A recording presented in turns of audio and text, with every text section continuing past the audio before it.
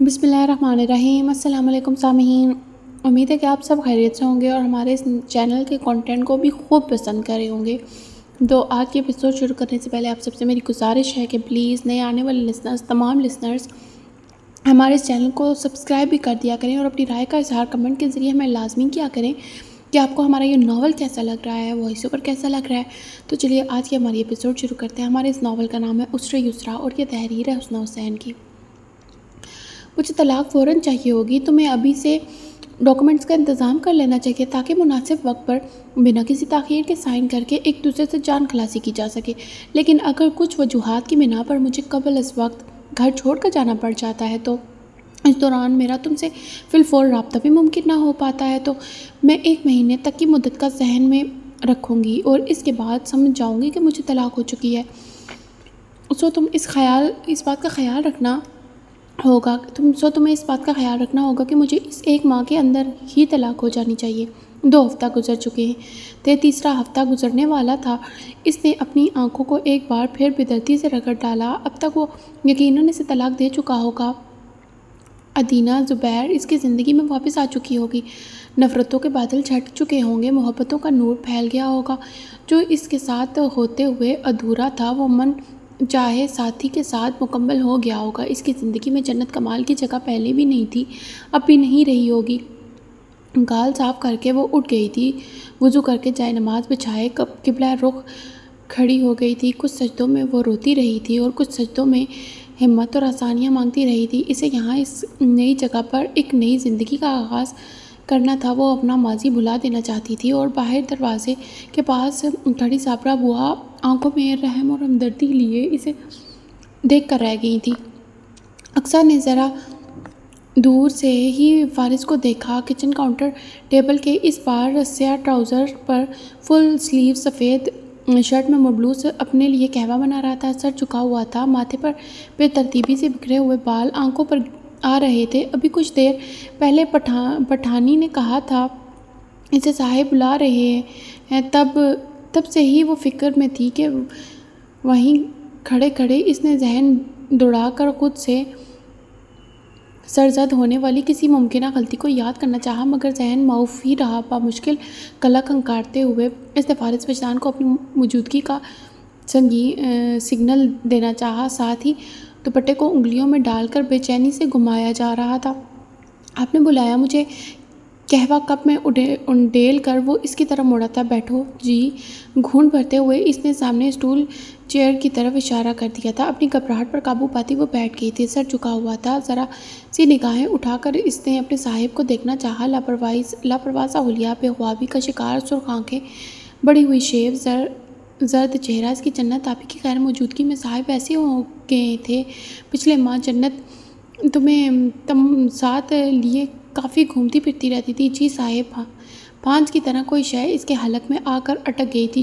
گزشتہ 1 ماہ کی روٹین ذہن میں دوڑ گئی تھی۔ جنت کی باتیں، وعدے، ڈانٹ اور تنبیہ سب یاد آ گیا۔ ڈرائیور بتا رہا تھا کہ اس نے ایک بار جنت کے کہنے پر کسی رہائشی کالونی میں اسے اتارا تھا، تم بھی ساتھ تھی، پھر واپسی پر وہیں سے 4 گھنٹوں کے بعد پک کیا تھا۔ اقصیٰ کو ٹھنڈے پسینے آنے لگے تھے۔ سمجھ میں نہیں آیا کہ اقرار کریں یا انکار۔ کہاں گئی تھی تم دونوں؟ کچھ بتاتے بتاتے اس نے یکایک نچلا لب دانتوں تلے دبایا۔ جی وہ شاپنگ پر گئے تھے۔ رہائشی کالونی کی تنگ گلیوں میں شاپنگ ہو رہی تھی۔ فارس نے بھاپ اڑاتے کپ رکھ دیا تھا۔ اقصیٰ جی بھر کر پریشان اور شرمندہ ہوئی تھی۔ اب کیا کرے؟ اسے جھوٹ بولنا واقعے میں نہیں آتا تھا۔ کچھ پوچھ رہا ہوں میں تم سے اقصیٰ۔ اس نے ذرا سی نظریں اٹھا کر اپنے صاحب کو دیکھا۔ وہ بہت تحمل سے پوچھ رہا تھا، مگر وہ جانتی تھی مطلوبہ جواب نہ ملنے کی صورت میں وہ یہ تحمل اس پر نزلہ بن کر گر سکتا ہے۔ اس نے کچھ ہمت مجتمع کی اور کچھ حوصلہ پیدا کیا۔ جو قسمیں کھا رکھی تھی ان کے ٹوٹنے پر کفارے کے طور پر روزوں کا حساب کیا اور ایک بار پھر پسینہ صاف کیا۔ جنت آپی مجھے کسی کے گھر لے کر گئی تھی، اس نے بتا دیا۔ حالانکہ جنت نے کہا تھا اس کا ہر راز قبر تک جانا چاہیے۔ اب راز چھپاتے چھپاتے وہ خود تو قبر میں نہیں جا سکتی نا۔ اگر میں تمہیں وہاں لے جاؤں تو تمہیں گھر کا اندازہ ہو جائے گا۔ اقصیٰ نے کچھ فکر مندی سے اسے دیکھا۔ جنت آپی کی وجہ سے پورا گھر پریشان تھا۔ اگر اس طرح ان کا کوئی سراغ ملتا ہے تو اسے ہرگز خاموش نہیں رہنا چاہیے۔ ہمت کر کے اسباب میں سر ہلا دیا تھا۔ ایک بار پھر قسم اور وعدہ کا غم کھانے لگا تھا۔ جنت آپی جب واپس آئیں تو اسے ہرگز معاف نہیں کریں گی، لیکن کوئی نہیں، وہ روزے رکھ لے گی۔ اور روزوں کے تصور سے اسے ایک بار پھر رونا آیا تھا۔ گھٹاگھٹ ایک پانی کا گلاس چڑھایا اور فارس کے حکم پر اپنے ابا سے اجازت لے کر اس کے ساتھ روانہ ہو گئی۔ ڈرائیور کو جگہ کا علم تھا۔ گاڑی سڑک کے کنارے روک دی گئی تھی۔ گاڑی سے اتر کر وہ پیدل اس کے پیچھے تنگ گلیوں میں چلتا رہا تھا۔ کبھی دائیں طرف مڑتے اور کبھی بائیں طرف رخ کرتے۔ وہ 3 منزلہ عمارت کے سامنے رک گئی تھی۔ سامنے بالکنیاں نظر آ رہی تھیں۔ اسے یاد تھا کہ وہ دوسری منزل والے گھر میں گئی تھی اور یہ بات اس نے فارس کو بتا بھی دی تھی۔ گھر میں کون کون تھا؟ ایک مرد تھا، اس کی بیوی اور ایک بیٹا۔ فارس نے لمحے بھر کے لیے کچھ سوچا اور پھر واپسی کے لیے مڑ گیا۔ آپ جائیں گے نہیں؟ اس نے ڈرتے ڈرتے پوچھا۔ اس نے جواب نہیں دیا تھا۔ وہ جیسے یہ گھر ہی دیکھنے آیا تھا اور شاید ملاقات کے لیے وہ کسی اور کو بھیجنے کا ارادہ رکھتا تھا۔ ڈرائیور نے اسے گھر ڈراپ کر دیا تھا۔ بیرونی گیٹ سے اندر داخل ہوتے اس نے گاڑی کی عقبی نشست کی طرف دیکھا۔ فارس موبائل فون کان سے لگائے کسی سے بات کرتے ہوئے مسلسل اپنی پیشانی مسل رہا تھا۔ وہ گہرا سانس لے کر اندر چلی گئی۔ گاڑی آگے بڑھ گئی تھی۔ شام کا وقت تھا۔ سنتل آپا کی چھوٹی بیٹی مروہ کو پہلو میں سلائے وہ چارپائی پر کروٹ کے بل لیٹی تھی۔ دوسری چارپائی پر صابرہ بوا ابھی آ کر بیٹھی تھی۔ پرسوچ نگاہوں میں وہ بہت سے سوال اور فکر لیے وہ جنت کو دیکھ رہی تھی۔ میں جانتی ہوں یہ ایک مشکل بات ہے، لیکن کرنا بھی ضروری ہے۔ یوں ہی بیٹھے بیٹھے وہ کچھ سوچ کر مخاطب ہوئی تھی۔ اس نے تجھے ڈھونڈا تو ضرور ہوگا۔ جنت کی آنکھیں دھیرے سے کھل گئیں۔ سوال غیر متوقع تھا۔ کیوں ڈھونڈے گا وہ مجھے؟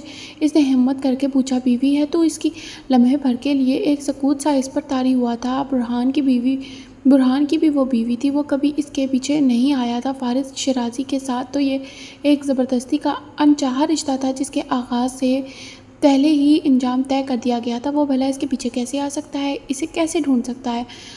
وہ بوا کو بتانا چاہتی تھی انسان انہیں ڈھونڈتا ہے جو گم ہو جائیں، انہیں نہیں جنہیں وہ خود گم کر دے۔ جنّا، اس کی خاموشی پر وہ ذرا بے قرار ہوئی تھی۔ اب تک وہ اپنی پہلی بیوی کو واپس بھی لے آیا ہوگا بوا۔ اس نے اتنے عام لہجے میں اس انداز میں بات کی جیسے وہ اپنے شوہر کی نہیں، محلے کے کسی دوسرے مرد کی بات کر رہی ہو۔ تو بوا تحریر سے اسے دیکھ کر رہ گئی تھی۔ اور تجھے واپس نہیں لانا چاہے گا؟ اور بات تو چاہت کی تھی، خواہش کی تھی اور محبت کی بھی، اور وہ نہ چاہت تھی، نہ خواہش اور نہ محبت۔ ہو سکتا ہے اس نے اب تک مجھے طلاق بھی دے دی ہو۔ اس نے مبہم لفظوں میں بہت نارمل سے لہجے میں طلاق کا اشارہ دے دیا تھا۔ وہ چاہتی تھی بوا سمجھ لیں اختلاف کوئی چھوٹا موٹا نہیں، اگر دے بھی دے تو کیا فرق پڑتا ہے، طلاق تو نہیں ہو سکتی۔ تو حمل سے جو ہے۔ جنت کی دھڑکنیں تھم سی گئی تھی۔ اندر باہر سناٹا چھا گیا تھا۔ یہ خیال تو ایک لمحے کے لیے بھی اس کے ذہن میں نہیں آیا تھا۔ قیامت کیا بہت ظلم کرتا تھا، مارتا پیٹتا تھا؟ آنکھوں میں فکر مندی سموئی۔ انہوں نے چند لمحوں کے توقف کے بعد تشویش سے پوچھا، لفظوں کی مار کے آگے جسمانی تشدد کی کیا اوقات؟ اسے برہان سے پڑنے والا وہ تھپڑ یاد آیا۔ تکلیف اس تھپڑ کی زیادہ تھی اور بہت زیادہ تھی۔ نہیں، بوا کی اٹکی ہوئی سانسیں یکایک بحال ہوئی تھیں۔ انہوں نے دل ہی دل میں شکر ادا کیا۔ چلو، تشدد کا مسئلہ نہیں۔ ایک بار پھر خاموشی حائل ہوگی۔ آنکھیں موند کر جنت نے دل سے دعا کی، بوا اور کچھ نہ پوچھیں۔ جنّا بچہ، کیا صلح کا کوئی راستہ نہیں نکلتا؟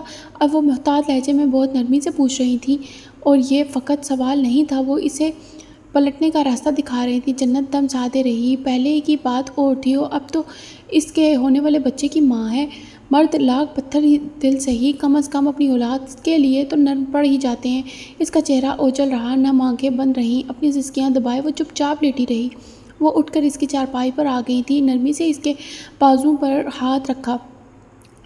میں جانتی ہوں یہ تیرے لیے بہت مشکل ہے، مگر تو خود سوچ اس طرح تنہا زندگی کیسے گزارے گی؟ پھر تجھ پر ایک بچے کی ذمہ داری بھی آنے والی ہے، اس لیے اگر صلح صفائی کا کوئی بھی حل نکلتا ہے تو تجھے اس حل پر واقعی غور کر لینا چاہیے۔ اپنی بات ختم کر کے انہوں نے چند لمحوں تک اس کے جواب کا انتظار کیا، پھر مگر جنت نے گویا لب سی لیے تھے، سانسوں کو روک لیا تھا۔ سوچنا ضرور، آنکھوں میں فکر لیے اس کی پشت تھپتھپا کر وہ اپنی چارپائی پر چلی گئی تھی۔ جنت نے آنکھیں کھول دی تھی، اس کا پورا وجود درد کی لپیٹ میں آ گیا تھا۔ اس نے ابھی تک بوا کو اپنے مسئلوں سے آگاہ نہیں کیا تھا، فارس کی نفرت اور ان چاہے رشتے کے بارے میں بھی نہیں بتایا تھا۔ بوا 5 سالوں کا عذاب جانتی تھی، 5 ماہ کی اذیت سے ناواقف تھی۔ انہیں اس کے درد کا، اس کی بے کسی اور بے بسی کا اندازہ ہی نہیں تھا۔ وہ ابھی تک اس پوشیدہ اختلاف کو معمولی نوعیت کا سمجھ کر اسے فائزہ چچی کی حرکت سے جوڑ رہی تھی۔ انہیں اس کے معاملات اتنے صاف اور سیدھے لگتے تھے کہ ان کا خیال تھا کہ اب اس کا شوہر اولاد کی خبر ملتے ہی اس کے بخوشی اپنا لے گا۔ وہ اس کے اس طرح اچانک گھر چھوڑنے پر بھی فکر مند ہو گئی تھی۔ بوا حل کی بات کرتی تھیں، صلح کی راہ دیکھتی تھیں، احساس کا ذکر کرتی تھی، معافی پر یقین رکھتی تھی۔ وہ فارس وجدان کو نہیں جانتی تھی، جان بھی نہیں سکتی تھی، مگر وہ تو جانتی تھی اسے، اور بہت اچھے سے جانتی تھی۔ اس کی ناک، گال اور آنکھیں سرخ ہونے لگی تھیں، آنکھوں پر بازو رکھے وہ بے آواز رونے لگی تھی۔ وہ فارس کے گھر مسز شیرازی کی وجہ سے رکی ہوئی تھی اور مسز شیرازی کی ہی وجہ سے اب واپس نہیں جانا چاہتی تھی، اور یہ بات وہ چاہ کر بھی بوا کو نہیں بتا سکتی تھی۔ وہ انہیں فارس وجدان کی نفرت کی وجہ نہیں بتا سکتی تھی۔ سارے لفظ، ساری دلیلیں، ساری کی ساری وضاحتیں ختم ہو چکی تھی۔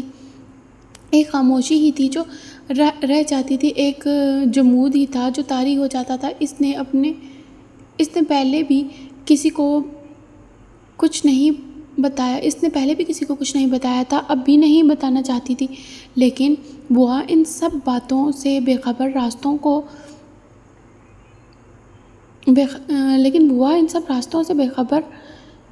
ان راستوں کو ڈھونڈ رہی تھی جو اذیت بھرے اور پرخار تھے، ان خاموشیوں کو تلاش کر رہی تھی جس پر ان کا حق تھا ہی نہیں۔ یہ بات نصیب کی تھی اور اب بھی نصیب کی ہی تھی۔ اور نیچے اپنی بہنوں کی غیر موجودگی میں جھولے پر بیٹھا علی ذرا سی خفگی سے اسے دور سے دیکھتا ہوا کہ اس کی آمد کے بعد اس کی 3 عدد شرارتی بہنیں اب ہر وقت آپی آپی کرتی اوپر ہی بائی جاتی تھی۔ اب نہ کسی سے پائپ چھیننے پر لڑائی ہوتی تھی، نہ جھولا ہتھیانے پر شور مچتا تھا، نہ ہی چھوٹی چارپائی کے لیے رونا دھونا ہوتا تھا۔ کتنا سکون اور کتنی خاموشی تھی گھر میں۔ اب اس کی اماں آرام سے اپنا ہر کام بھی کر لیا کرتی تھی، پڑوسی کے گھر سے بھی چکر لگایا کرتی تھی، شاپنگ پر بھی بغیر کسی فکر کے چلی جاتی تھی۔ اب وہ اس سے یہ نہیں کہا کرتی تھی کہ علی ان کا خیال رکھنا ہے اور اس طرح خیال رکھنا اور ایسے خیال رکھنا۔ دور سے ہی اس عصاب لڑکی نے اسے دیکھتے ہوئے ہاتھ ہلایا تو دادی نانی کے لاڈلے نے نخوت سے چہرے کا رخ موڑا۔ اجالے آسمانوں پر سمٹ گئے تھے، اندھیرے دھرتی پر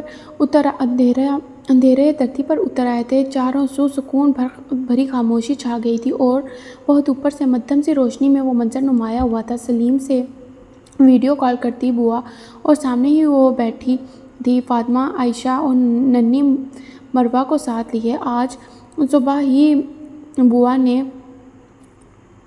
لوڈو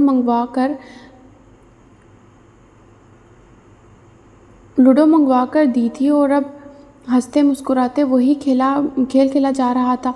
وہ جیت رہی تھی، بچیاں ہار رہی تھیں۔ سلیم کو پتہ چلا تو خوب ہنسا۔ یہ ویسی کی ویسی ہے اماں، ذرا نہیں بدلی۔ وہ مسکرائی، اور یہی مسکراہٹ اس کی آنکھوں کی نمی بن گئی۔ وہ نیچے علی کے پاس گئی، کمر پر ہاتھ رکھ کر، سر اٹھا کر فاتحانہ انداز میں مسکرائی۔ تمہاری بہنیں مجھ سے ہار گئیں، تم جیت کر دکھاؤ تو بات بنے۔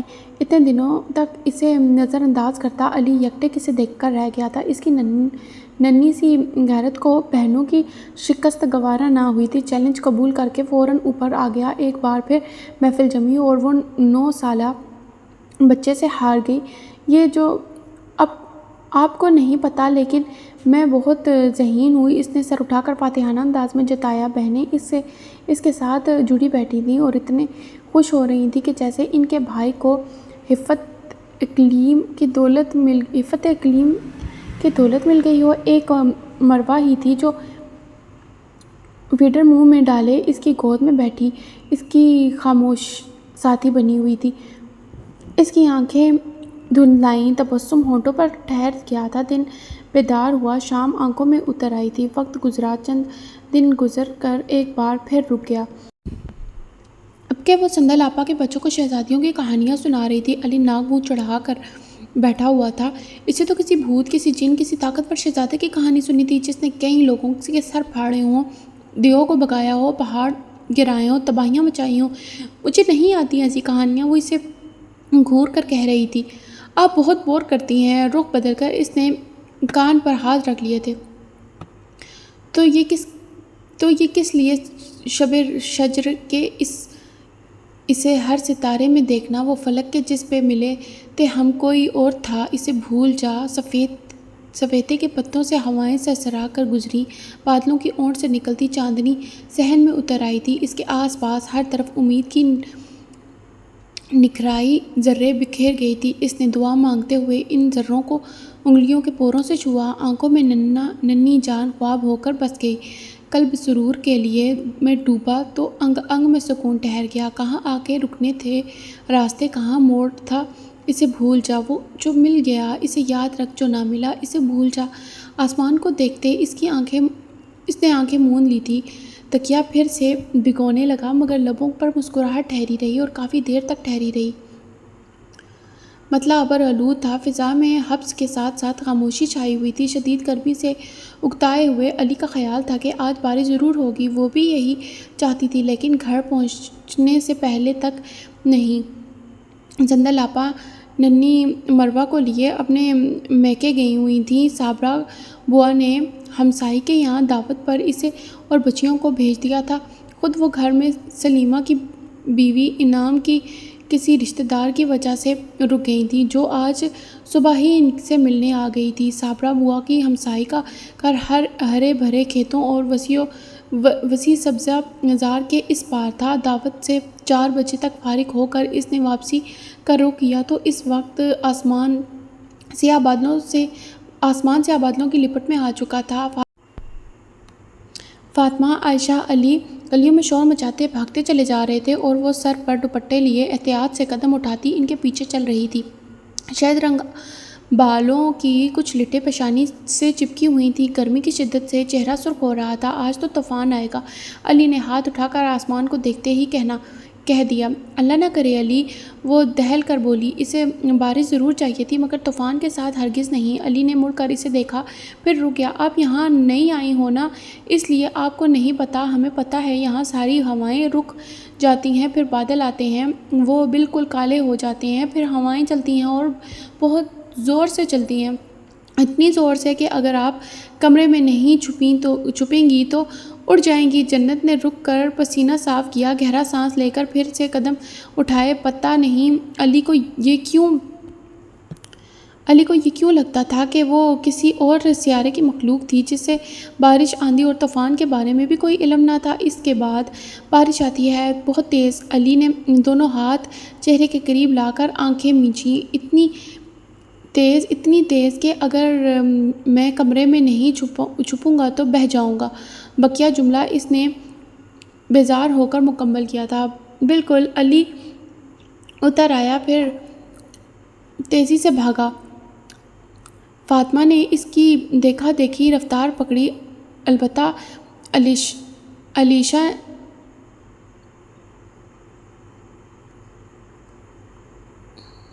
علیشہ رستے سے گزرتی ہوئی کہیں سے پھول، کہیں سے پتے، کہیں سے کوئی کلی توڑتی جا رہی تھی اور اس عمل کی وجہ سے وہ جنت سے بھی پیچھے رہ گئی تھی۔ عیشا ہر تھوڑی دیر بعد وہ رک کر اسے پکارنے لگتی تھی اور عیشا سریعت پکڑ کر پھر سے سست ہو جاتی تھی۔ کھیتوں کے اس پار مضبوط راستے پر قدم جماتے ہی اسے فضا میں یکایک ٹھنڈک کا احساس ہوا تھا۔ ہوائیں چل رہی تھیں مگر اتنی تیزی نہیں تھی کہ اسے اڑا لے جائیں۔ عیشا کا ہاتھ پکڑ کر اپنی رفتار بڑھاتے ہوئے وہ دائیں طرف گلی میں داخل ہو گئی تھی۔ بالکل سامنے سڑک واضح نظر آ رہی تھی جس جس پر اکا دکا گاڑیاں گزرتی ہوئی دکھائی دی جاتی تھی، ورنہ موٹر سائیکل یا پھر رکشے نظر آتے رہتے تھے۔ ایک سیاہ لینڈ کروزر اسے سڑک کے کنارے ہی کھڑی دکھائی دے گی تھی۔ شاید کوئی جاگیردار اپنی زمینوں کے دورے پر تھا۔ گردن موڑ کر اسی طرف دیکھتے وہ دوسری گلی میں داخل ہوئی اور اگلے ہی لمحے اپنی جگہ پتھر کی طرح ساکت ہو گئی تھی۔ علی نے بھاگ کر آہنگی دروازہ اندر کی جانب دھکیل دیا تھا۔ فاطمہ اس کی پیچھے بھاگی تھی۔ عشاء کو گلی میں ہی کوئی چیز نیچے گری ہوئی ملی تھی جسے اٹھانے کے لیے وہ جھک گئی تھی۔ وقت لمحے بھر کے لیے رکا تھا اور پھر جیسے رکا رہ گیا تھا۔ بارش کے قطرے فضا میں معلق ہوئے، ہوائیں رک گئیں، شور تھم گیا۔ سیاہی مائل جینز پر خاکی کاٹن آف وائٹ شرٹ میں ملبوس فارس وجدان اس کے سامنے کھڑا تھا۔ کشادہ پیشانی پر بال بکھرے تھے، ہیزل آنکھوں کی سرخی میں نمی ٹھہری تھی۔ بڑھی ہوئی شیو کے ساتھ یقین اور بے یقینی میں مدغم ہوتے تاثرات میں ایک پوشیدہ کرب لیے وہ وہم سے خیال اور پھر خیال سے ایک حقیقت ہو گیا تھا۔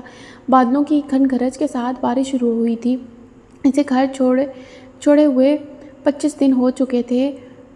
26ویں دن وہ اس کے سامنے کھڑا تھا۔ اس نے وہ مدت پوری ہونے نہیں دی تھی۔ اسے وقت کی حد سے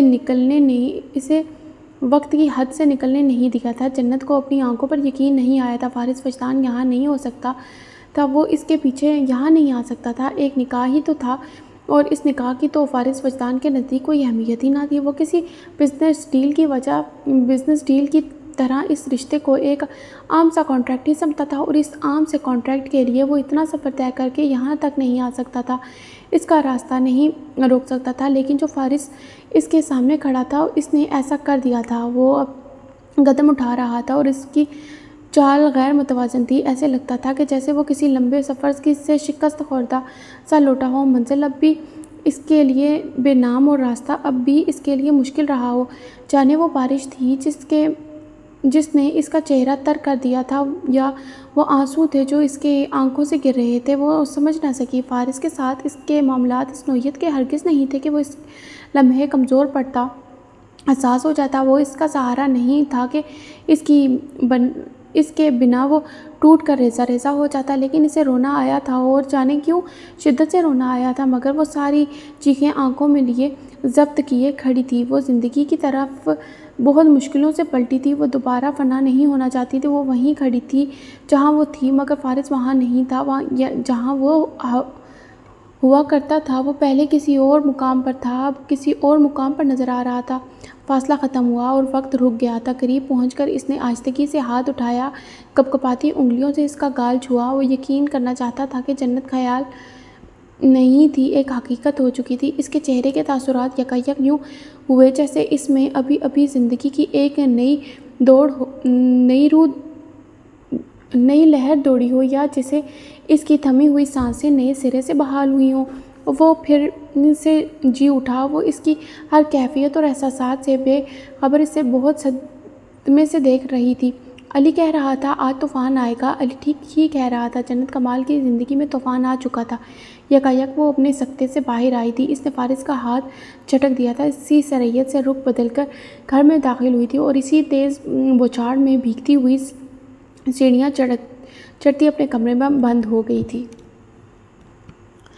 بارش نے زور پکڑ لیا تھا۔ آندھی شدت اختیار کر گئی تھی۔ سفیدے کے درخت ہوا کے زور سے گویا صحن کی دیواروں پر جھکے چلے جا رہے تھے۔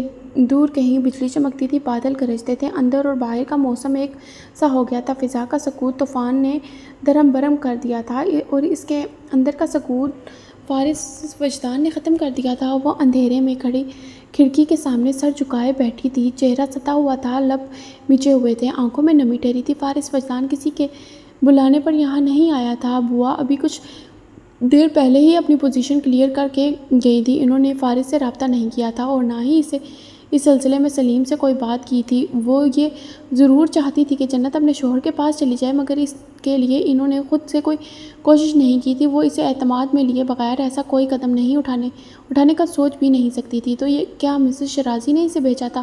کیا وہ ان کے کہنے پر یہاں آیا تھا؟ اس کا دل چاہا وہ ابھی نیچے جائے اور اس سے مسز شیرازی کے بارے میں پوچھے، مگر وہ نہیں گئی۔ ذہن کو ہر طرح کے خوف اور وسوسے کی گرفت سے چھڑاتی وہیں بیٹھی رہی۔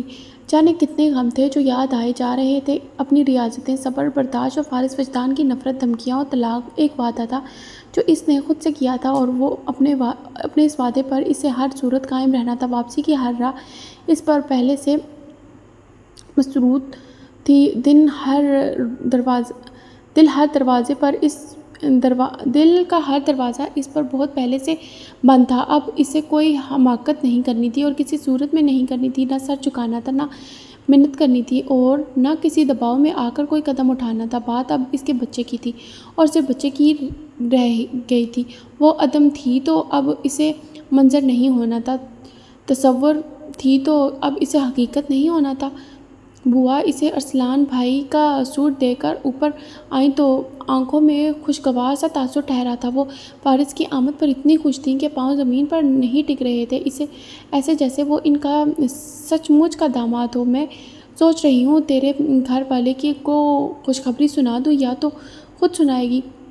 انہوں نے پوچھا۔ وہ گم سی انہیں دیکھ کر رہ گئی تھی۔ بوا اس کے لیے سب کتنا مشکل کر رہی تھی، اور یہ کیا تو اندر چھپ کر بیٹھ گئی ہے؟ کیا سوچے گا وہ؟ بوا اس پر خفا ہوئی تھی۔ انہیں فارس کی کتنی فکر ہونے لگی تھی، صرف اس کے لیے کہ وہ اس کا شوہر تھا۔ اس کی آمد کا مقصد، اس کا ارادہ جانے بغیر صرف اسی لیے کہ وہ اس کی تھی تو وہ اہم ہوگا کیا ہو گیا تھا؟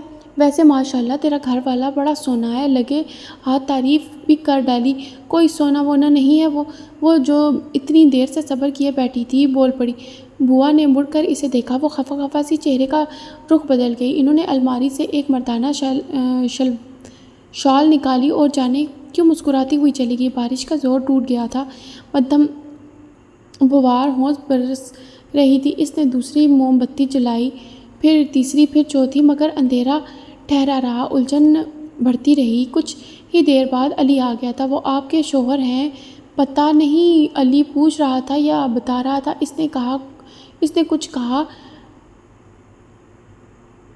ٹھنڈ لگ گئی ہے انہیں، چھینکیں آئی جا رہی ہیں۔ اتنی دیر تک تو وہ دروازے میں کھڑے بارش میں بھیگتے رہے ہیں۔ وہ اس کے برابر میں تخت پر ٹک گیا۔ ٹارچ ہاتھ میں تھی۔ اماں نے ابو کے کپڑے دیے ہیں انہیں، بالکل اچھے نہیں لگ رہے کپڑے۔ اب کے ذرا سا رخ موڑا۔ نہیں وہ خود۔ اس نے نگاہیں موم بتی پر جما لیں۔ لائٹ جانے کب آنا تھی؟ ان کی گاڑی اچھی ہے اور موبائل بھی۔ پھر جیسے کام کی بات یاد آئی تو فوراً نیچے اترا۔ اماں کہہ رہی ہیں سر درد کی گولی دے دیں، کسی کو چاہیے۔ جن کو چھینکیں آئے جا رہی ہیں انہیں۔ اب کہ وہ ذرا سا چونک کر اس کی طرف مڑی۔ بوا نے کہاں بٹھایا ہے اسے؟ بیٹھک میں۔ اسے یاد آیا بیٹھک کے بیرونی دروازے سے اکثر ایک بلی اندر آ جایا کرتی تھی۔ بارش کے موسم میں تو لازمی ایسا ہوتا تھا۔ سب کچھ چھوڑ چھاڑ کر وہ تیزی سے نیچے آئی۔ عائشہ اور فاطمہ برآمدے میں رکھی چارپائی پر بیٹھی تھیں۔ بوا نے ڈانٹ کر بٹھایا تھا کہ عائشہ بھاگتے ہوئے دو بار پھسل کر گر چکی تھی۔ بوا فسیدہ کچن میں آ گئی تھی۔ بوا نے کھانا گرم کرتے ہوئے اس کی طرف ذرا سی خفگی سے دیکھا تھا کہ محترمہ کو نیچے آنا یاد آ گیا۔ آپ اسے کسی اور کمرے میں بٹھا دیں۔ انگلیاں مسلتے ہوئے وہ پریشانی سے بولی تھی۔ جناح مجھے تجھ سے یہ امید نہیں تھی۔ بوا کو باقاعدہ غصہ آ گیا تھا۔ میں نے یہ تو نہیں کہا اسے گھر سے نکال دیں۔ وہ احتجاجانہ انداز میں چلائی۔ ایک ہی بات ہے۔ ان کا پارا چڑھ گیا تھا۔ میں دیکھ رہی ہوں جب سے وہ بے چارہ آیا ہے تجھے آرام نہیں مل رہا۔ بے چارہ؟ جنت کی آنکھوں میں اس ناانصافی پر آنسو آ گئے۔ اسے بلیوں سے الرجی ہے بوا۔ بیٹھک میں بیٹھا رہا تو طبیعت خراب ہو جائے گی۔ طبیعت تو اس کی پہلے سے خراب ہے، پتہ نہیں کیسے گاڑی چلا کر یہاں آیا ہے۔ وہ زیر لب بڑبڑاتے ہوئے برتن میں سالن نکالنے لگی۔ تو جہاں بیٹھنا ہے بٹھا دے۔ انہوں نے ہاتھ سے اشارہ کر دیا۔ بوا وہ روحان سی ہوئی بوا نے خود کو سخت پتھر کر لیا تھا۔ اس کا شوہر، اس کا فرض، اس کی ذمہ داری۔ وہ بگڑے تیوروں کے ساتھ باہر نکل گئی، علی کو آواز دے کر بیٹھک میں بھیجا اور خود سیڑھیاں چڑھ کر اوپر آ گئی۔ بیڈ پر سے کچھ رسالے غصے سے اٹھا کر سائڈ ٹیبل پر رکھے، تکیے وغیرہ درست کیے، چند مزید موم بتیوں کا اضافہ کر کے روشنی بڑھانا چاہی۔ عین اسی لمحے علی کمرے میں داخل ہوا۔ انہوں نے کہا ہے میں یہیں ٹھیک ہوں۔ کیا مطلب یہیں ٹھیک ہوں؟ تم نے بتایا نہیں انہیں کہ کمرے میں بلی آتی رہتی ہے؟ یہ کیوں بتانا تھا؟ علی سراپا سوال بن گیا۔ اف! اس نے پیشانی پر ہاتھ مارا، پھر ضبط کر کے سیڑھیاں اترتی نیچے آ گئی۔ علی بڑے مزے سے ٹہلتا اس کے پیچھے تھا۔ میں نے بتایا تھا بلی آتی ہے کمرے میں، لیکن وہ پھر بھی نہیں اٹھے۔ اس نے مڑ کر علی کو دیکھا، پھر دانت کچکچاتے ہوئے ڈرائنگ روم کا ادکھلا دروازہ پورا کھول دیا۔ دروازے کے بالکل قریب وہ صوفے پر شلوار سوٹ میں ملبوس بیٹھا تھا۔ چھینکوں سے کچھ عاجز ہو کر اس نے سر اٹھایا، آنکھوں میں خفگی، غصہ، ناراضگی اور جانے کیا کچھ لیے جنت کا مال ایک بار پھر اس کے سامنے کھڑی تھی۔ اگر اب تمہیں ری ایکشن ہوا تو میں تمہیں CPR نہیں دوں گی۔ ہاسپٹل بھی کافی دوری پر ہے، ابھی سے بتا رہی ہوں تمہیں۔ لہجے کو حتی المکان سخت رکھتے ہوئے اس نے اپنے مخصوص لہجے اور انداز میں اس پر واضح کر دیا تھا، اور جانے کیسے اور جانے کس طرح فارس وجدان کے لبوں پر تبسم بکھرا، آنکھوں کی نمی یکایک بڑھ گئی تھی۔ بے نام سا حزن سرخ ڈوروں میں ٹھہر گیا تھا۔ اپنی زندگی پیاری ہے تو اوپر کمرے میں آ جاؤ، وہ کہہ کر پلٹ گئی۔ فارس اپنی جگہ سے اٹھ کھڑا ہوا، اسی خاموشی کے ساتھ وہ اس کے پیچھے سیڑھیاں چڑھتا چھت والے کمرے تک آ گیا تھا۔ دروازہ کھول کر اسے اندر داخل ہونے کا راستہ دیتی وہ خود باہر ہی رہی، اور کچھ ہی دیر میں وہ پھر سے نیچے تھی۔ بوا ٹرے ہاتھ میں لیے باہر آئیں تو اس کے چہرے کا رخ پورے کا پورا موڑ لیا کہ مبادا اب وہ اس سے یہ کہہ دیں کہ کھانا بھی وہ لے جائیں۔ صد شکر کہ بوا نے ایسا کچھ نہ کہا۔ وہ کھانا دینے گئیں تو کچھ دیر تک اوپر بیٹھی رہیں، اور وہ نیچے جلے پیر کی بلی کی طرح چکراتی رہی، یہاں سے وہاں اور پھر وہاں سے یہاں۔ لائٹ آ چکی تھی، بچے سو چکے تھے۔ زندل آپا نے فون کر کے کہہ دیا موسم کی خرابی کی وجہ سے وہ کل ہی آئیں گی، اور اسے کسی صورت نہ نیند آ رہی تھی اور نہ سکون مل رہا تھا۔ عجیب سی ٹینشن تھی جس نے اسے گھیر لیا تھا۔ جانے بوا کیا بات کر رہی ہوں گی، وہ ان سے کیا کہہ رہا ہوگا؟ ایسا نہ ہو کہ بوا منت سماجت کرنے لگ جائیں اس نے نچلا لب دانتوں تلے دبایا۔ کچھ ہی دیر میں اس نے بوا کو سیڑھیوں سے اترتے دیکھا۔ زیادہ تو کچھ نہیں کھایا۔ وہ کچن میں ٹرے رکھ کر اس کے پاس آ گئی تو پھر وہ خود سے کچھ پوچھ بھی نہیں رہی تھی اور چاہتی تھی کہ بوا سب بتا دیں۔ طبیعت نہیں ٹھیک، گولی دی ہے میں نے، کوئی بات بھی نہیں کر رہا تو تم جاؤ اوپر، اس سے پوچھو کسی چیز کی ضرورت تو نہیں ہے، میرے سامنے چچک رہا تھا، تمہیں بتا دے گا۔ بوا اس نے روحان سے ہو کر سر اٹھایا۔ آپ جنا، انہوں نے خفگی سے ٹوکا، شوہر ہے وہ تیرا، کوئی اجنبی نہیں ہے، جا شاباش، انہوں نے محبت سے پچکارا تو آنکھوں میں ڈھیر ساری نمی لیے وہ بگڑتی تیوروں کے ساتھ اوپر آ گئی۔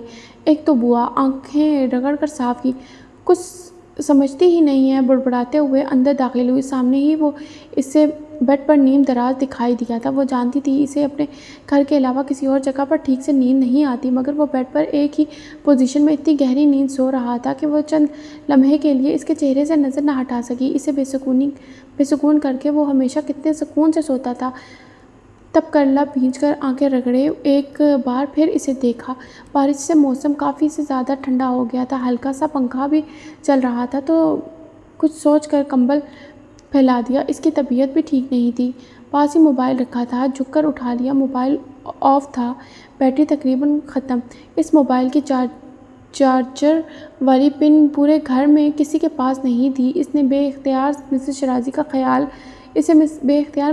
کا خیال آیا تھا۔ جب بھی وہ رابطہ نہیں کر پاتا تھا تو وہ اس کے لیے بہت پریشان ہو جایا کرتی تھی، اب بھی وہ ہو رہی ہوں گی۔ گہری سانس لے کر وہ موبائل رکھ دیا۔ بلب بجھا کر اس نے کھڑکی کا ایک پٹ کھول دیا اور خود شال اوڑھے باہر آ گئی۔ منڈیر کے پاس رک کر اس نے تاریک میں دور تک دیکھا۔ طوفان گزر چکا تھا مگر اس کے آثار رہ گئے تھے۔ کروٹوں پر کروٹیں بدلتی وہ کافی دیر تک بے آرام رہی۔ وہ مشکل 12 بجے آنکھ لگی تو 1:30 بجے کھل گئی تھی۔ اس نے اٹھ کر بیٹھتے ہوئے اطراف میں نگاہ دوڑائی تھی۔ پورا گھر خاموشی میں ڈوبا ہوا تھا، سب ہی خواب اور گوشی کے مزے لے رہے تھے۔ ایک ہی وہی تھا جسے ایک پل کا آرام نہیں ایک وہی تھی جسے ایک پل کا بھی آرام نہیں آ رہا تھا۔ اس نے چپل ڈھونڈ کر پہنی، کچن میں جا کر پانی پیا، پھر فاطمہ پر ٹھیک سے لحاف ڈالتی سیڑھیوں کی طرف جا کھڑی ہوئی۔ سر اٹھا کر اوپر دیکھا، نیچے سب سو رہے تھے، تو اوپر وہ بھی یقیناً سو ہی رہا ہوگا۔ کچھ دیر تک وہ شال کو کندھوں پر ڈالے گمگم سی کیفیت میں اپنی جگہ کھڑی رہی۔ وہ فارغ وجدان کو جگا کر بوا کی غیر موجودگی میں ہی اس کی آمد کی وجہ جاننا چاہتی تھی، اور یہ کام وہ صبح سے پہلے کر لینا چاہتی تھی۔ جانتی تھی کہ بوا مداخلت سے باز نہیں آئیں گی، وہ ان کے مابین صلح کی ہر ممکن کوشش کریں گی، اور وہ یہ نہیں چاہتی تھی۔ اسی طرح خود سے الجھتی وہ سیڑھیاں چڑھ کر اوپر آ گئی تھی۔ خیال تھا کہ وہ سو رہا ہوگا، مگر کمرے کی لائٹس روشن تھیں۔ اس نے کھڑکی کی اوٹ سے اندر جھانکا، کمرہ خالی، فارغ ندارد۔ یہ کدھر گیا؟ یہاں وہاں نگاہ دوڑاتے ہوئے وہ منڈیر تک گئی، اور یہیں سے اس نے سڑک کی طرف دیکھا جہاں اندھیرے میں گاڑی کا گمان ہو رہا تھا۔ کمرہ اور پھر صحن کا چکر کاٹ کر اچھی طرح سے جائزہ لیتی وہ دائیں طرف مڑی، اور اگلے ہی لمحے کسی سے ٹکرا گئی۔ خوف اپنی جگہ، جھٹکا دوسری، مگر جو چوٹ ناک پر لگی تھی اس کا درد پورے جسم میں دوڑ گیا۔ فارغ نے اسے بازوؤں سے پکڑ کر گرنے سے الگ بچایا۔ آئرن مین کے سگے ناک سہلاتے اس پر پھٹ پڑی۔ دیکھ کر نہیں چل سکتے؟ حالانکہ چل تو وہ رہی تھی۔ آئرن مین تو کھڑا تھا۔ تم ٹھیک ہو؟ کھانسی اور زکام کی شکایت لیے فارغ کی آواز بھاری، تنفس بھی بھاری اور دل بھی بھاری۔ 30 سیکنڈ پہلے تک ٹھیک تھی۔ اس نے فارغ کے بخار سے تپتے ہاتھ کی گرفت سے اپنا بازو چھڑایا، بلکہ 7 گھنٹے پہلے تک بالکل ٹھیک تھی۔ میں تپ کر جھلا کر جواب دینے کے بعد اس کی آنکھوں میں آنکھیں ڈالے، تم یہاں کیوں آئے ہو؟ وہ ایسے دیکھ رہا تھا، نیم تاریکی میں اس کی ہیزل آنکھوں کا اب جیسے کوئی رنگ نہ تھا، صرف سیاہی ہی تھی ہر جگہ اور ہر طرف۔ اس کے تاثرات مبہم و پیچیدہ تھے۔ نہ اس کی آمد سمجھ میں آ رہی تھی اور نہ وہ اس کا دماغ پڑھ پا رہی تھی۔ کچھ تو ہوا تھا اس کی غیر موجودگی میں، یقیناً کچھ تو۔ یکایک کسی ممکنہ خدشے نے سر اٹھایا تھا تو دل کی دھڑکنیں تیز ہو گئی تھیں۔ آنٹی ٹھیک ہیں؟ پہلا خیال ہی مسز شیرازی کا آیا تھا۔ پہلی فکر، پہلا خوف، پہلا اندیشہ ہی ان کے متعلق تھا۔ اس کی وجہ سے انہیں کتنی پریشانی ہوئی ہوگی۔ اپنے بیٹے کے معاملے میں وہ اپنی پسند کو سوچ کو وہ کتنا ڈپریس ہوئی ہوں گی۔ فارغ کا سر اثبات میں ہلا، اس کی رکی ہوئی سانسیں بحال ہو گئی تھیں۔ سچ شکر بات ان کی نہ تھی، سچ شکر کہ وہ خیریت سے تھی۔ تو پھر اس نے سوالیہ آئیبرو اٹھائی۔ سرد ہوائیں سفیدے کے پتوں سے سرسرا کر گزریں، دھرتی سے پھیلا ہوا اندھیرا سمٹ گیا، چاندنی زمین پر اتر آئی، بادلوں کے آوارہ ٹکڑے سیاہی میں نمایاں ہوئے، مگر جو خاموشی تھی وہ کچھ دیر تک ٹھہری۔ اس رات فارغ کے لب ہلے مگر جملہ ادھورا رہ گیا۔ وہ کہنا چاہتا تھا کہ وہ اس کا انتظار کر لیتی، وہ کیسے کہہ دے کہ وہ اس کا انتظار کر لیتی؟ اس کا ہر لفظ بے وقت ہو گیا تھا، ہر بات، ہر دلیل، ہر حجت پہ وزن ہو گئی تھی، باوجود کوشش کے وہ کچھ نہ کہہ سکا تھا، کچھ نہ بتا سکا تھا۔ بات دل کی دل میں ہی رہ گئی تھی، اسے زبان پر لانے کی طاقت نہیں رہی تھی۔ ہمت کا شیرازہ بکھر چکا تھا، نہ اعتراف کی سکت رہی تھی، نہ معذرت کا حوصلہ رہا تھا۔ جانے وہ کیسے لوگ ہوتے ہیں جو کسی کو رلا کر آسانی سے معافی مانگ لیتے ہیں۔ اس سے تو نہیں ہو رہا تھا، بالکل بھی نہیں ہو رہا تھا۔ اس نے اپنے اندر کی بے قراری پر قابو پاتے ہوئے بالوں میں ہاتھ پھیرا۔ اس کے خیال منتشر تھے، اس کی سوچ وہموں میں گھری ہوئی تھی، اس کا دل اندیشوں کے جالوں سے پر تھا۔ درد اب ہر جگہ تھا، اندر باہر ایک ہی کیفیت ہو رہی تھی۔ اس رات جو ہوا، مجھے اس کا بے حد افسوس ہے۔ اس کے احساسات سے قطع بے خبر جنت کمال کہہ رہی تھی۔ میں آنٹی کو کوئی بھی ٹینشن نہیں دینا چاہتی تھی، لیکن فائزہ چچی اچانک آ گئی تھی، انہوں نے آنٹی کو میرے بارے میں سب بتا دیا۔ شال کے کنارے سے کسی دھاگے کو کھینچتے ہوئے وہ آنکھوں میں افسوس اور ندامت لیے اس طرح سے بات کر رہی تھی جیسے وہ تمام کی تمام باتیں اس کی پوشیدہ حقیقتیں، اس کی سچائیاں، اس کے اعمال تھے۔ جنت کمال کے سامنے کھڑا فارغ وجدان موم کے پتوں کی طرح پگھلنے لگا، اس کا دل مٹھی میں جکڑا گیا تھا، اس کے سینے پر وزن بڑھ گیا تھا۔ تم بہت اچھے ہو، پاپا سے بھی اچھے۔ اس کے کمرے کے عین وسط میں ایک 7 سالہ بچی نے بازو پھیلا کر گول گول گھومتے ہوئے خوشی کا اظہار کیا تھا۔ آن کی آن میں بہت سی باتیں، لہجے، طنز اور طعنے اسے یاد آ گئے تھے۔ ہر وہ تلخ بات جو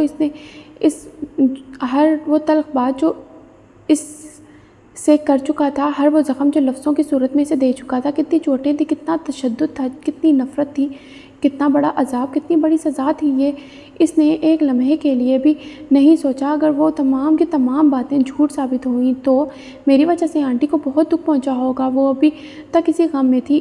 اس کے لیے آئی ایم ایکسٹریملی سوری۔ فارغ وجدان کی ماں کو جو تکلیف اس کے وجود سے پہنچی، اس کی معذرت، بہت دل سے معذرت۔ اور وہ خاموش تھا، بہت زیادہ خاموش۔ اسے لگا وہ سانس بھی نہیں لے رہا۔ یکایک کسی خیال کے ذہن میں آتے ہی اس نے شال کا سرا چھوڑ چھاڑ کر سر اٹھایا۔ کہیں اب تم اس بات کا ایشو بنا کر مجھے کوئی سزا وزا دینے تو نہیں آئے؟ اب کے خاصے مشکوک نظروں سے اس نے فارغ کو گھورا تھا۔ ہوا کے زور سے بال پیشانی پر جھکے، آنکھوں میں نمی اتر گئی۔ جنت کے ساتھ ساتھ ہر منظر دھندلا گیا تھا۔ اب اگر تم نے کہا میں تمہیں طلاق نہیں دینا چاہتا تو ساری عمر اس طرح لٹکا کر رکھوں گا وغیرہ وغیرہ، تو آئی سویئر میں خلا کے لیے کورٹ میں چلی جاؤں گی۔ سخت لہجے میں دھمکا کر اس نے اپنے ارادے واضح کر دیے تھے اور وہ اس پر نظریں جمائے منجمد سا کھڑا تھا۔ جنت کمال اس سے کبھی نہیں ڈری تھی، نہ 15 سال پہلے، نہ 15 سال بعد۔ اور اگر تم سمجھ رہے ہو کہ میں ایک کپ چائے ملے گی، اسے لگا کہ اگر وہ اسے سنتا رہا بار بار، اس کے شک، اس کے شبہات، اس کے سوالات کی زد میں کھڑا رہا تو فنا ہو جائے گا۔ جنت کمال نے اچنبھے سے اسے دیکھا تھا۔ یہاں اس کی جان پر بنی تھی اور وہ اس امیر زادے کو چائے کا کپ چاہیے تھا، وہ بھی رات کے 2:30 بجے۔ دھتکار نفرت ایک طرف، لحاظ اور مروت دوسری طرف، نوکروں کی فوج بہرحال یہاں نہیں تھی۔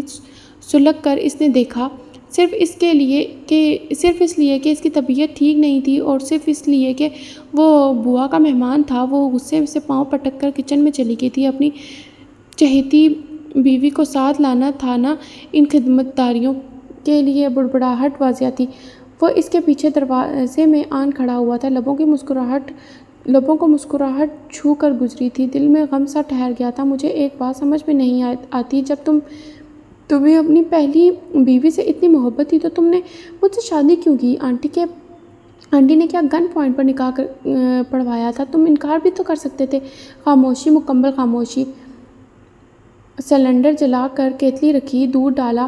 بھلے سے تمہیں برا لگے، لیکن ایک بات ہے، تمہاری چوائس ہے بہت بری۔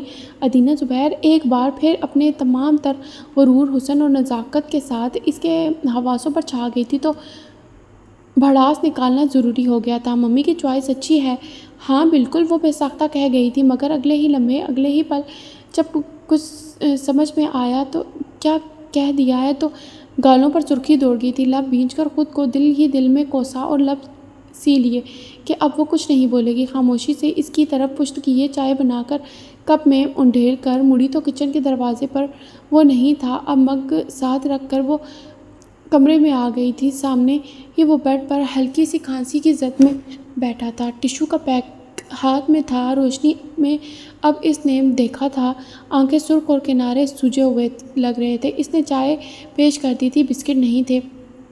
وہ جانے کے لیے مڑی اور پھر ضبط کر کے پلٹی، بسکٹ کے ساتھ ایک گلاس پانی بھی رکھ دیا۔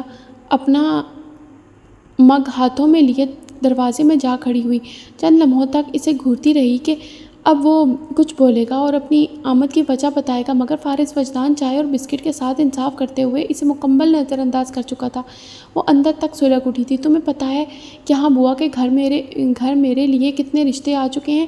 آخر اسے یہ باور بھی تو کروانا تھا کہ وہ کوئی گری پڑی لڑکی نہیں ہے، اور اگر فارغ وجدان کو کئی لڑکیاں مل سکتی ہیں تو اسے بھی اپنانے والے بہت ہیں۔ وہ چائے میں بسکٹ ڈبو کر کھاتے ہوئے لمحے بھر کے لیے رکا۔ بوا تو ہنس کر ٹال دیتی ہیں، انہیں ہمارے معاملات کا علم نہیں ہے، لیکن میں بہت غور کر رہی ہوں۔ ایک رشتہ مجھے اپنے لیے مناسب لگا ہے۔ بوا کا دور پار کا رشتہ دار ہے، بیوی کی ڈیتھ ہو چکی ہے، وہ دو چھوٹی چھوٹی سی بیٹیاں بھی ہیں، لڑکا بھی کوئی زیادہ بڑی عمر کا نہیں ہے، تم سے طلاق کے بعد مجھے اپنے لیے بھی کچھ سوچنا ہے۔ اب میں کہانیوں کی ہیروئن کی طرح یہ نہیں کہہ سکتی کہ پلیز مجھے اپنا نام دے دو، میں ساری عمر اسی نام کے سہارے تنہا رہنا چاہتی ہوں، بلا بلا بلا۔ باقاعدہ چہرے کے اتار چڑھاؤ کے ساتھ ہاتھ جھلا کر کہا۔ چائے میں بسکٹ ڈبو کر منہ تک لے جاتے فارس نے رک کر نظر اٹھائی، بسکٹ ٹوٹ کر چائے میں گرا، اس کا دل بھی۔ مگ ہاتھوں میں لیے اس سے 10 قدموں کے فاصلے پر اب وہ میز پر چڑھی بیٹھی تھی، پیچھے کھڑکی پوری کی پوری کھلی ہوئی تھی، ہوا کے زور سے دوپٹہ ڈھلک کر کندھوں پر آ گیا تھا، شہد بالوں کی لٹیں پونی سے نکل کر چہرے کے اطراف میں ڈھلی ہوئی تھی۔ تمہارے لیے رشتے آ رہے ہیں تو کیا نہیں آ سکتے؟ آئیبرو چڑھا کر پوچھا۔ وہ اپنی چائے کی طرف متوجہ ہو گیا۔ جنت کمال نہیں بدلی تھی، ویسے میں تم سے کچھ دنوں تک رابطہ کرنے والی تھی، میرا سامان بھی تمہارے گھر رہ گیا تھا، تم نے کہیں پھینکوا تو نہیں دیا؟ ناک اونچی کر کے ظاہر کیا، اسے تو اب صرف اپنے سامان سے مطلب ہے۔ ایک اور بسکٹ ٹوٹ گیا، آدھا جو منہ میں گیا اس کی مٹھاس ختم ہو گئی تھی۔ اس نے پانی کے چند گھونٹ بھرے بسکٹ کا دوسرا پیک کھولا۔ آنٹی کو معلوم ہے تم یہاں آئے ہو؟ وہ خاموش رہا، اور یہ خاموشی جنت کے دل میں کرب اتار گئی۔ ظاہر ہے اگر وہ انہیں بتاتا تو کیا وہ اسے آنے دیتی؟ اس جیسی لڑکی کی اب ان کی زندگی میں کوئی جگہ نہیں تھی۔ وہ اس بات پر رنجیدہ ہوتی ہوں گی کہ انہوں نے فارس کے لیے اس کا انتخاب کیوں کیا۔ تم یہاں کیوں آئے ہو؟ گھوم پھر کر وہی سوال، مگر وہ جواب نہیں دے رہا تھا۔ نہ طنز، نہ طعنے، نہ کوئی سخت بات، نہ کوئی تصدیق آمیز رویہ، نہ تلخ لہجہ۔ فارس وجدان اب کیا کرنے والا تھا؟ وہ فکر میں پڑ گئی تھی کافی دیر تک۔ جب وہ کچھ نہ بولا تو نوٹ بک کا صفحہ پھاڑ کر اس میں اپنی کچھ چیزیں درج کر کے وہ اس کے پاس آ گئی۔ یہ تمہارے لیے بے شک کچرا ہوگا، مگر مجھے میری چیزیں بہت عزیز ہیں، اس لیے اپنے کسی ملازم کے ہاتھ بھجوا دینا۔ فارس نے صفحہ لے لیا، فولڈ کر کے اس کے ارسلان بھائی کی قمیض کی جیب میں رکھ دیا اور تب گئی، لیکن منہ سے کچھ نہ کہا۔ پھر انہی بگڑے ہوئے تیوروں کے ساتھ جانے کے لیے مڑی ہی تھی کہ فارس نے ہاتھ تھام لیا۔ تمہاری بوا کہہ رہی تھی، کوئی بات ہے جو تم مجھے بتانا چاہتی ہو؟ وہ اپنی جگہ پتھر ہوئی، چہرے کا رنگ فک ہوا، آنکھیں نم، پلکیں بھاری ہو گئی۔ کچھ نہیں، بھرائی ہوئی آواز میں کہہ کر اس نے ہاتھ چھڑانا چاہا۔ گرفت سخت نہیں تھی مگر اتنی نرم بھی نہیں تھی کہ وہ آزاد ہو سکتی۔ میرا ہاتھ چھوڑو۔ آن کی آن میں اس کے تاثرات بدل گئے تھے۔ وہ تحمل سے بات کرتے کرتے بھی غصے کی انتہا پر لگ رہی تھی۔ فارس نے چند لمحوں کے لیے اسے پشیمانی سے دیکھا۔ اسے اس نہج پر لانے والا وہ خود تھا، فاصلوں کی دیوار پر اس نے خود قائم کی تھی، نرمی کو اپنی تلخی سے نوچا تھا اور امید کو اپنے لفظوں سے مارا تھا۔ نازک کلائی گرفت سے آزاد ہو گئی تھی۔ اس نے ٹرے اٹھائی اور کمرے سے نکل گئی تھی، کچن میں دیوار سے لگ کر کئی بار اپنی آنکھوں کو مسلا، لب کھینچ کر، گال رگڑ کر خود کو سنبھالا، خود کو سمجھایا کہ جس راستے پر وہ گامزن تھی وہ اس کا اختیار کردہ ہرگز نہیں تھا، یہ مقدر کی چال تھی۔ نفرتیں، دھتکار اور بلا وجہ کی عداوتیں اس راستے کا خاصہ تھیں جو اسے کچھ لوگوں کی بے رخی سے عنایت ہوا ہے۔ فارس وجدان ادینہ زبیر کا تھا اور اس کے دل پر ادینہ کی حکمرانی تھی۔ اس کی زندگی میں جنت کمال کی کوئی گنجائش نہ تھی اور نہ اب ہو سکتی تھی۔ جو طے ہو چکا تھا اسے قبول کر کے اسے ہر صورت اپنے سفر کو جاری رکھنا تھا، اسے کمزور نہیں پڑنا تھا۔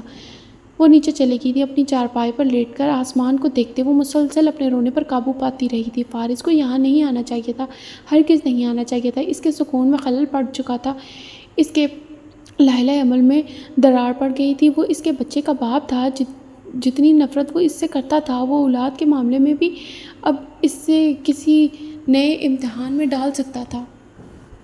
چلیے جی، آج کی ہماری ایپیسوڈ یہیں تک تھی۔ امید ہے کہ آپ کو ہمارا یہ ناول پسند آ رہا ہوگا، اور اگر آپ کو یہ پسند آ رہا ہے تو پلیز لازمی ہمارے اس چینل کو لائک، سبسکرائب اور شیئر کر دیا کریں۔ شکریہ، اللہ حافظ۔